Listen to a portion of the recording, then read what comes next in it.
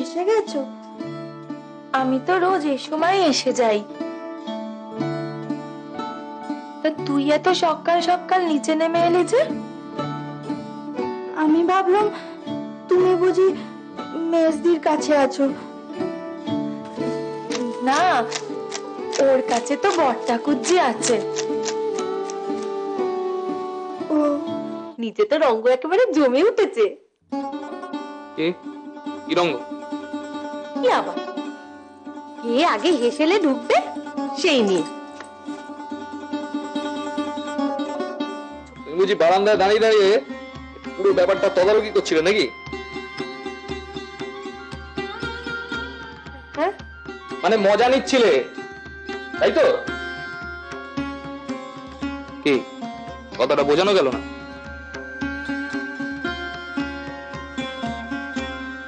তারা সব হেসেলে ঢোকবার জন্য হাপিত্তেশ করছে, কি করে একটু কাজের হয়ে ওঠা যায় সেই চেষ্টা করছে।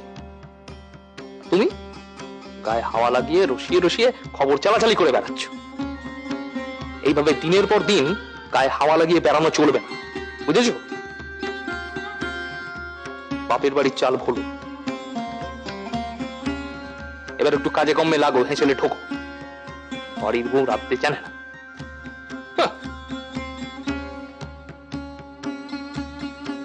শোনো, বড়লোক বাড়ির মেয়ে বলে বেশি দিন মায়ের চোখের মনি হয়ে থাকা যাবে না।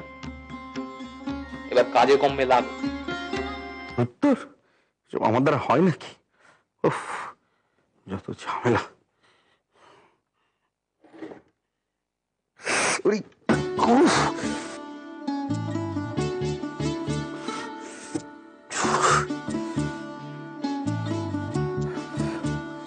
একটু তাড়াতাড়ি, দেরি হয়ে যাচ্ছে। বাবা মেজদা, কি ব্যাপার বাবা? আগে তো তোমার আর্ধেক দিন না বেরোলেও চলত, এখন নতুন কি নিয়ম শুরু করলে? দেরি টেরি হয়ে যাচ্ছে, আগে তো হতো না। আরে তোর বলি মুখখানা গোমরা করে রেখেছিস কেন রে? হ্যাঁ,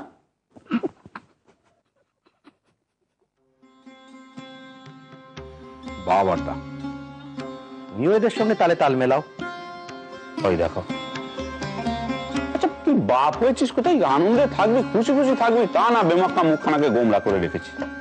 বাপ হয়েছি তাতে তো খুশি খুশি থাকার কি আছে? তোর রকম সকম বাবু বোঝা দেয়, কিসে যে খুশি হয়ে কিসে বুঝি না বাপ। ওটা মেজদা বোধহয় এখন থেকে মেয়ের বিয়ের চিন্তায় গম্ভীর হয়ে গেছে।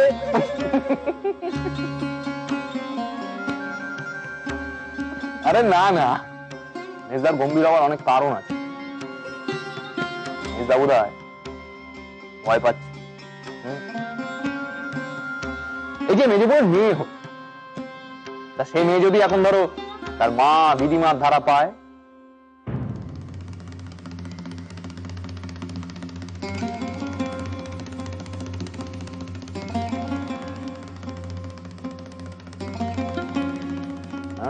কি হবে তখন?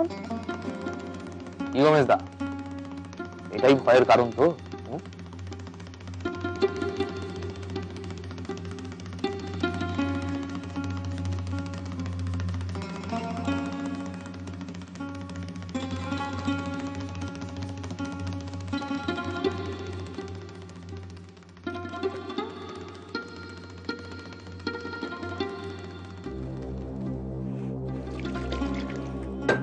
আমি উঠলেই লোবারটা।